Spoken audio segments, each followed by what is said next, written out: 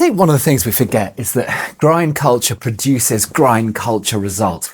You look at society and you look at the evocation, the manifestation of nonsense that's out there, and then you look at the craziness of productivity culture, and then you look at it with this nah.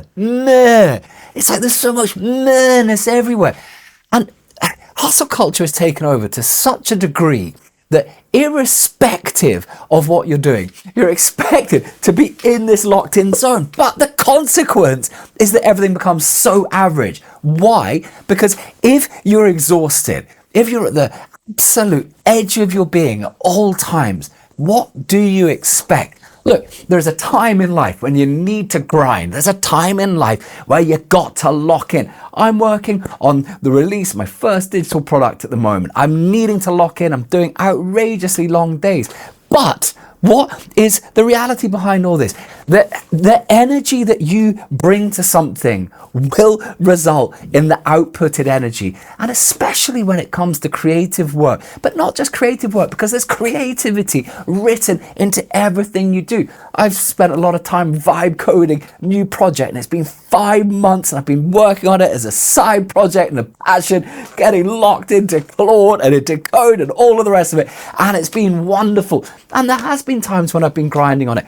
But the thing is, the primary energy needs to be what you bring to that you're attempting to do. And the output of that will always be written in to what it is, to how you've looked after yourself.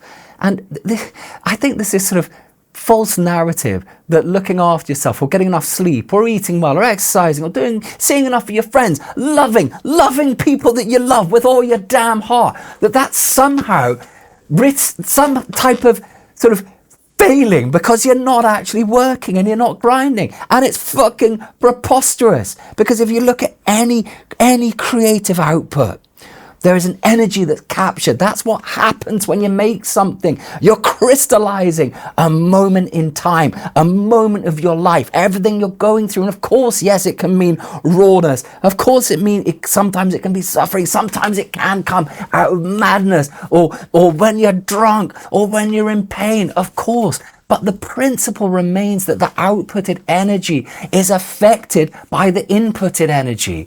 And this notion that you have to do 15 hours, and when 8 of those are just staring blankly at a computer, completely depressed, doing so little because you're feeling dead inside, and then you're spending time on the side, probably putting out some terrible things on Twitter, because that is what happens with half of society. People are so exhausted that they get irritated and triggered, and so they start putting this mental bile, this gunk, this seaweed inside themselves out into the ether, and it's so average.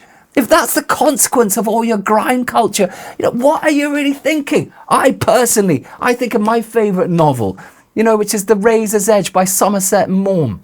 And there's one moment where the hero, the anti-hero, the guy who's checking out of society because he feels something different in himself. He feels that there's something different in the world, some raw creative power, some potential in him, something other than all of this trite that's put out and that affects everyone. And what does he say? He says, someone says to him, they say to him, what are you going to do, Larry? What are you doing? And he says, I'm going to loaf.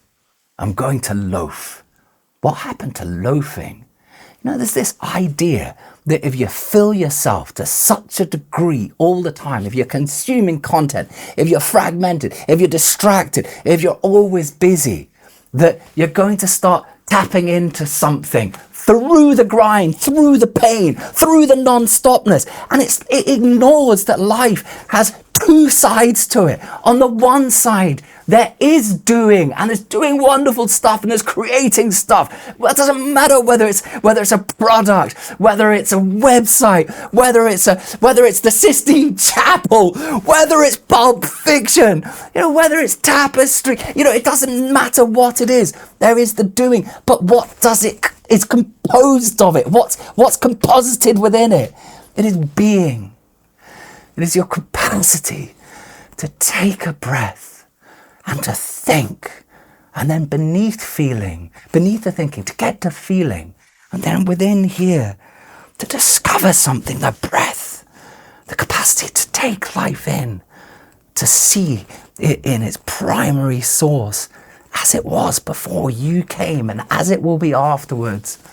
And that is the thing, is you have the capacity, the potential within you that's unspeakable, and it's beyond anything that you can even know at this point in your life. But if you keep filling your head up with all of this nonsense of grinding, of having to exist purely in pain in order to do something, you're never going to get to that greater fulfillment. You know, the fulfillment that creates a Mother Teresa or any of the great figures, you know, the Jesus, the Buddhas, the great artists, whoever you're thinking of.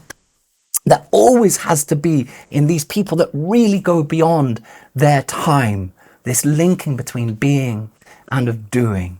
So go and do it with your full heart, but for crying out loud, look after yourself, bring in the world. Just feel it, let it go into you, and then output it in the shape of love. Let love define that which you create in whatever you do. Hope you're having a great day, guys. Much love.